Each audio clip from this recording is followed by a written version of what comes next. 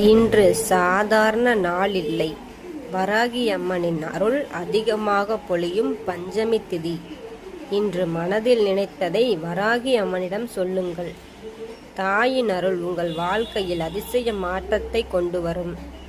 கடன் சுமை, கண் திருஷ்டி, எதிரிகள் தொல்லை, தடைப்பட்ட வேலை இவை அனைத்தையும் நீக்கி வெற்றி பாதைக்கு அழைத்துச் செல்லும் சக்தி கொண்டவள் வாராகி அம்மன்.